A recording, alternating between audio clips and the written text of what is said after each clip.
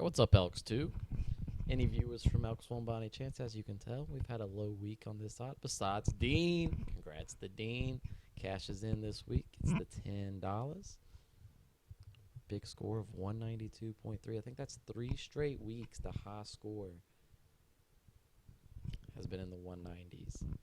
And also, the high score just came from this side. Besides week 1 is a tie, but still, Elks 2 putting up the big numbers this year. Putting them up. 1 second. All right. As we can tell, Heath took an L this week. Rookie finally came down, took an L.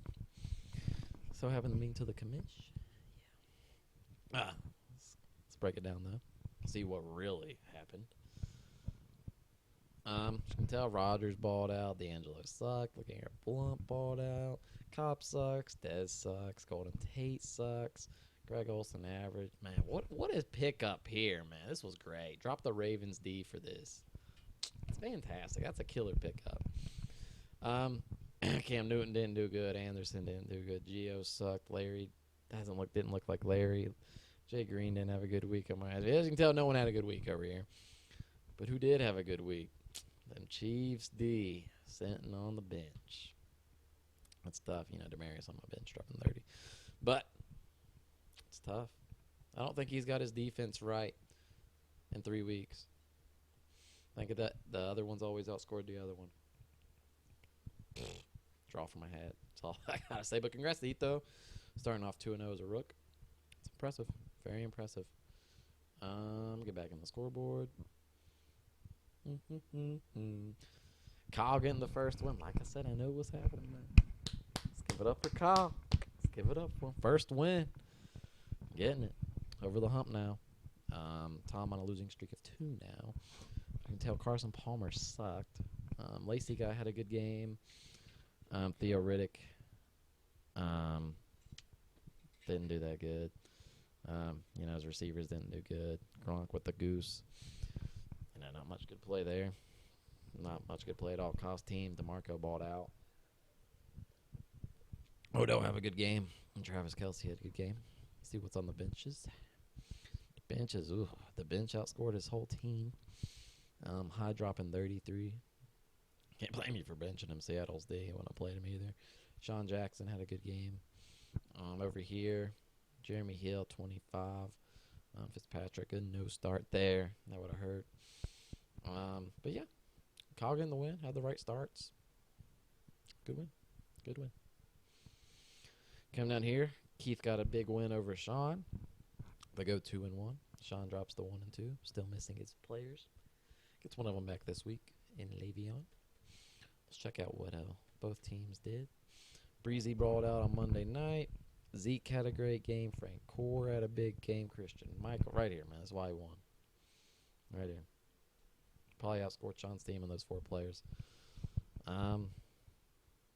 Pretty close, but no, they didn't. And he had a good game from Crowder. He had a really hard carry. Compared to Sean's team, Dak had a good game. Gordon dropping 21. Shane Vereen had 16 in his last game of the year. Julio didn't show up on Monday night. Cooks didn't show up on Monday night. Jimmy Graham had an awakening. That's about it, man. Sean didn't get the production he needed out of these 2 guys on Monday night to compete. He was definitely in it. You wouldn't think so by the score, but he was in it on Monday night. Just he didn't get the production. Still, Sean's 1 and 2. It's not bad, like I said. Le'Veon comes back this week. Tom Brady's still suspended. A lot of things could change. Freeman on this guy's bench, Keith's bench, dropping 37. That's big. That's real big. 4 good running backs right now for old Keith. It's like he should sell one. Let's go check out Jay, Thomas, and John. Look at this. Another rookie here. 3-0. 3-0. Hey, man. Congrats. 3-0. Dropping a big score again, 171. If anyone's wondering, there's 3 teams that is undefeated. Other rookie on the other side, Austin Wickline's 3-0, and J.J. McPherson's 3-0. But only 1 left on this side. Let's check out how it all went down. Jay Thomas got a really bad play out of the quarterback. Drake, Kelvin Benjamin dropping a goose egg, which is really shocking to me. But let's put this into perspective. If he doesn't have these two guys ball out, and then the Patriots dropping that, he's going to have a really low score. So they really made up for the slack. You know, obviously couldn't get the dub. Would have been nice if you could have got the dub with those 3 carry. But Luck balled out. Johnson balled out. Miller had a good game. Mike Evans killed it. Doug Baldwin killed it. It's just tough to beat. And the best kicker over there, 17 points. Ridiculous. On the benches, he had Sanders on the bench and Kyle Rudolph. Wouldn't have made a difference. I mean, would have been closer, but still couldn't have won. Left Cousins on the bench. I don't think can't blame you. I'd have started Andrew Luck too against San Diego. I can't blame you. Michael Crabtree had a good game, so that's good. Looking forward, Sterling Shepard continues to have a really good rookie fantasy year. I mean, good real life fantasy year. I mean, a good real life good year as well, but a great fantasy year as well. But once again, good luck. Not good luck. I was looking at luck in his name. Congrats to John on being 3-0. Dean takes care of business, getting that first win finally. He did it in a big way, knocking down the second highest point score in the league. All came down the Monday night in this one. And Danny got it close at one point. It wasn't looking too good for Dean, who I thought had it wrapped up coming in the Monday night, but Danny got it close at one point. Tannehill had a good game. Gurley had a good game. Ingram had a good game. That's what saved Dean on Monday night was Ingram. Benjamin didn't do so hot. Landry had a good game. Marvin Jones dropping 51. Something for everyone to check out. He is the number 1 wide receiver right now in fantasy football. Who would have thought that? 3 weeks in. Come over to Danny's team. Phillip Rivers didn't ball. Coy killed it. Sims killed it. Coleman, this is what brought him back on Monday night, was Coleman. You got Antonio Brown killing it. And I said this on the other side, but check this out. 29 points. You're like, oh, that dude had a tutty, maybe 2. Nah. Antonio Brown has 12 catches for $140. It's Antonio Brown for you, guys. You got a touchdown or 2 to that. I'm just saying, man. God. Alshon didn't do good. Broke his streak of touchdowns against the Cowboys. Didn't get one. Hasn't had one all year, so that ain't good. Reed hasn't looked good yet. See what's on the benches. Stafford dropping 40 on the bench. I did read in chat that he wants to trade one of the 2. I think Stafford. Don't know, but if you need a quarterback, hit him up. Dean leaving. Allen Robinson on the bench. Kobe Fleener finally had that breakout game. So, it's tough. Vikings D killed it. So, man, Vikings D on the bench. I can't blame you. It's Cam Newton. But congrats to Dean getting that first win. It's much needed. I think you're going to get a win again this week. Pretty big. But let's get into week 4. We'll start off with me and Dean. Like I said, I think he's going to get the win. He just made 2 really good trades. That benefits his team. Helps him out a lot. So I'll break them down. He won't have Marvin Jones anymore. Marvin Jones gets subbed out for ODB. And then he's adding, I don't know who else he traded, but I know he got Melvin Gordon, so he might go 3 running backs and then drop one of these 2 receivers out. He might have traded one of these 2. I don't think he did. No, he didn't. So he's probably going to drop one of those 2 out and just probably just put in Melvin Gordon right here where Marvin Jones is at, and that's going to be his lineup. Besides, ODB's getting slotted in there too. But then come to my side, I'm having to start Simon this week. Seaman, whatever his name is, I don't know. Simeon. Look at here, Blunt, Jarek McKinnon. Team's pretty bad. Golden Tate, not good. I'm surprised I'm getting 129 projected by ESPN. That's nice. I think Dean blows me out pretty bad. Yeah, pretty bad. Yeah, get that second win, Dean. I ain't got much to say about myself. See if we can back up here. Possibly. Possibly not. I'm going to pause it. All right, I'm back. Got Keith playing Tom this week. Before I even look at it, I'm going to say probably Keith. Tom's team's not been playing that good. Don't know if there's any buys in effect. Lineups can change as well. ESPN's got it going to Keith barely. Breezy playing San Diego's D. Zeke against San Fran, I like that. Gore against Jacksonville, I don't know. I can't trust Gore. Had a good week. Christian Michael against the Jets. Will Fuller, think it's time. He's got some weak receivers. Like I said, I don't know what's on your bench. But I know this is the guy that has like 5 running backs. So if someone's sitting on some receivers and needs some running back help, definitely hit this guy up. Don't know if he's going to trade him. But saying is, I mean, he's got some bait. He needs receivers. On the other side, you got Palmer, definitely looking to bounce back. Going to be tough against that Rams D, who's getting in the form. Riddick playing in Chicago. That's a good matchup. Hopkins playing Tennessee. Hopefully they can get back on track. Osweiler's looked like trash so far for Houston. But like I said, I'm going to go Keith, mainly because of those 3 running backs. Maybe he can ship one of them out, even maybe someone on his bench and get another receiver and really set his team over the top. So we'll see how it goes. Got Kyle playing Heath this week. Kyle getting his first win. Heath getting his first L. We'll see if any buys are in effect again. Starting lineups as of right now, it's got Kyle favored by 5. Andy Dalton against Miami.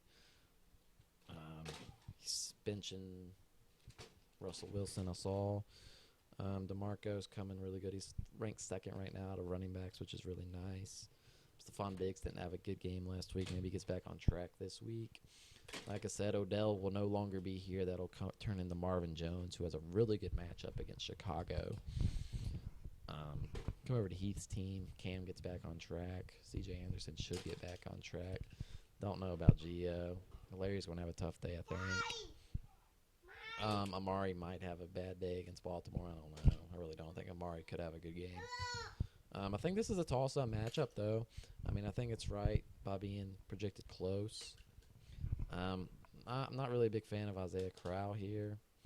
I mean, don't get me wrong. He's not had a bad year. 18, 35, and 10. He's ranked 11th in running backs. But we'll see what the lineup gets tinkered to. But I think it's going to be close. But losing ODB for Marvin Jones, I don't know. I think that's a kicker. But Marvin Jones, like I said, could have a big game. I don't think he has another 51-point game. Some tough matchups. But I think Cam's going to carry here unless Andy Dalton goes off. But I think Cam gets back to form after this game right here. He got sacked 8 times, man. I think he gets back to form, and I think Cam Newton is the reason Heath wins. But it's going to be close, really close. So like I said, I won't be surprised if Kyle wins. I'll move over to a battle of 1 and 2 teams. Sean playing Jay. Gets Le'Veon Bell back this week. And Sean just traded for Allen Robinson. So I'm going to project this lineup. He's going to have Dak in with Forte and Bell. No Melvin Gordon. He'll slot Allen Robinson in the running back wide receiver spot. Have Julio and Cooks. He's projected to win pretty big here. I mean, Chris Ivory getting started. Spencer Ware on the other side. Benjamin coming off a really bad game, a goose egg. Expect him to bounce back. T.Y. Hilton and Sanders. If these 3 guys can have big games, Jay's going to stay in it, but I don't think it's enough to win. I think Jay needs to go get some running backs. I don't know if you got injuries. I know you got Charles hurt. Charles is a better name than Ware. I mean, Ware's done fine in his absence. Not really the last 2. First game, though. Jamal Charles is just much better. Maybe you need to trade one of these balling receivers. Maybe hook up with Keith and get a running back, and your team could be much better. One of those elite teams for sure. I mean, you're competitive, of course. But I think this one goes to Sean. I think too much firepower. Le'Veon coming back. They're saying he's in excellent shape. So expect Le'Veon the big day. I don't care what defense he's playing. It's Le'Veon Bell. Last game. See if the Rook can stay undefeated playing Danny. Danny coming off a big week. It would have been a heck of a matchup between them last week. But we'll see. See what we got. Cousins looks like he's starting. David Johnson, Lamar Miller, Crabtree, Evans, Baldwin. It's a good core. Got Rivers getting started. Sims, Hill, Marshall, Antonio. He's got 3 stud receivers, but Marshall's going to get locked up. Alshon Jeffrey hasn't looked great. Playing with Brian Hoyer. I don't like Danny's running backs, especially Sims playing Denver's D. We'll see if Hill can maintain what he did last week against Denver's D, which was very impressive, by the way. And Hill, that game right there. Watch that live. But I think John goes 4-0. Sorry. I think Mike Evans doesn't have a good game, though, against Denver's D, but we'll see. Winston hasn't looked good against good Ds this year, so we'll see how he does. But I definitely think John gets this one. Let's go over to standings before we go to the last thing. As you can tell, one undefeated team, John, followed by 3 2-1 teams, Keith, and myself. Then everyone else is 1-2. Danny, Sean, Dean, Jay, Kyle, and Tom. Let's see who scored the most points so far this year. Got Danny up there, followed by Sean and John. John being undefeated. Sean and Danny being 1-2, right? Yes, Sean and Danny 1-2. So that's weird. Tom being the least amount, Kyle, then myself. I haven't scored many points, but the points allowed, this is what's made me 2-1. I've allowed the least so far. I've had really good matchups of whenever I've played, whoever I've played. Very fortunate there because I've not scored many points. I think that my points allowed changes this week. Dean really opens up the door now. But Jay's allowed the most, which is really unfortunate, getting 481 dropped on him. Then Sean, 459 on him. That's no fun. But last thing I wanted to get into here, it's not the waiver wire. I don't really care about the waiver wire this week. It was pretty weak anyways. Few all activity. Start, not the 20th. Let's go up here to like the 30th. Activity, transactions, traded. The other side has 3 trades. Most people would have thought that side would be the side with most trades, but it's definitely this side. We have 1, 2, 3, 4, 5, 6, 7 trades so far, and the other side has 3.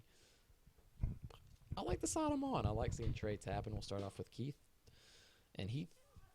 Frank Gore for Duke Johnson. Then you got the Stephon Diggs, Isaiah Crowd for Randall Cobb. Michael Floyd, Josh Gordon for Melvin Gordon. Michael Floyd got dropped, so it's practically Josh Gordon for Melvin. This was a big trade for Sean right here, getting Melvin Gordon. You'll see later why.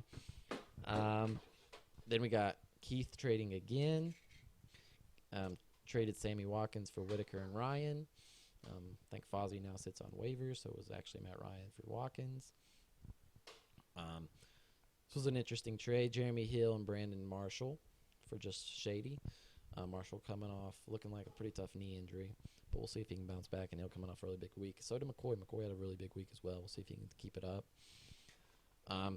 Then Dean lines up 2 trades here, both sitting in his thing. I like this, what Dean did. He traded Allen Robinson for practically Melvin Gordon. We'll see what Pryor can continue to do for Cleveland. And then he trades Marvin Jones for ODB. ODB obviously established after that nice rookie year. But Marvin Jones, like I said, position rank 1 right now, coming off 51 points. Stafford really likes him. I mean, a lot of people would look at this and be like, oh, my God, this is god-awful. But, hey, man, right now stats don't lie. Marvin Jones is producing. Stafford continues to look at him. He will finish better than ODB, but I would rather have ODB right now than Marvin for sure. I mean, you got to think. This is the 3rd overall draft pick traded for who knows when Marvin Jones went, because I honestly don't. So I think this is a great – he traded Allen Robinson for ODB practically. I mean, yeah, he got rid of 2 receivers, but picks up Melvin Gordon, who's having a much better year than his rookie year. So I like what Dean did. Definitely helps him out. And I think Dean's year's about to start turning around. But 7 trades to 3. I love it, guys. I love ELKS 2 right now. But good luck to everyone in week 4. And we'll see you next week.